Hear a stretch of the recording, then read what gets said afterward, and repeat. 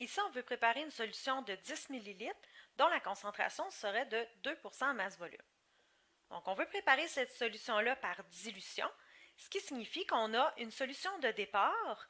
Dans ce cas-ci, la solution de départ aurait une concentration de 10%.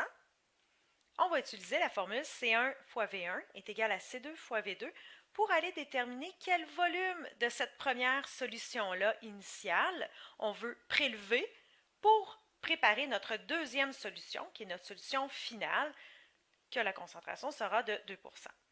Premièrement, on va préparer la liste de données. Le numéro 1 signifie que c'est la solution initiale, donc la solution de départ, et le chiffre 2 correspond à la solution finale qu'on veut préparer. Donc, la concentration de la solution initiale, elle a une concentration de 10% masse-volume. Et on veut déterminer quel volume on aura à prélever de cette solution initiale-là, c'est notre inconnu, le V1. La solution finale doit avoir une concentration de 2% masse-volume et le volume qu'on veut fabriquer de notre solution pour la préparer, c'est de 10 ml. Ce qui est important, c'est que les unités de mesure ici pour les concentrations soient identiques. Dans ce cas-ci, ce sont des masses-volume en pourcentage.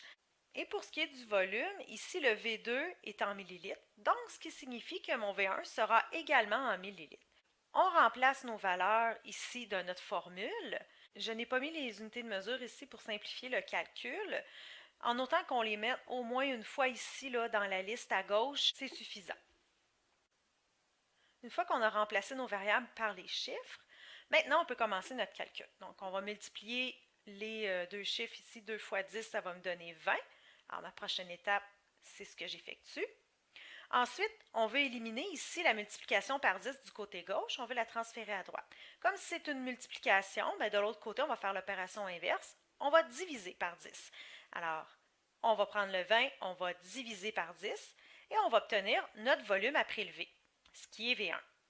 Alors, ce serait 2 ml. Donc, ce qui signifie que je vais devoir verser 2 ml de solution initiale qui est à 10% et compléter avec de l'eau distillée jusqu'à 10 ml.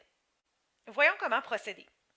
Alors, tout d'abord, on doit bien sûr prendre 2 ml de notre solution initiale et le verser dans un cylindre gradué de 10 ml, puisque mon volume de solution que je désire obtenir est un volume de 10 ml. Je vais verser ici mon 2 ml ici avec mon cylindre gradué. Je vais bien sûr le mettre au niveau de mes yeux pour bien sûr ajuster mon volume de 2 ml avec mon ménisque qui va vraiment appuyer vis-à-vis ma ligne de 2 ml.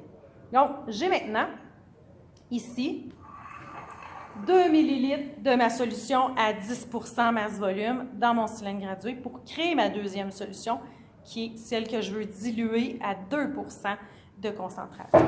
Alors, je vous montre ici. Si vous voyez bien ici, on obtient bien 2 ml. OK? Donc, on a 2 ml. Et maintenant, il me reste bien sûr à ajuster, compléter mon volume jusqu'à 10 ml avec de l'eau distillée. Alors, c'est ce que je fais à l'instant.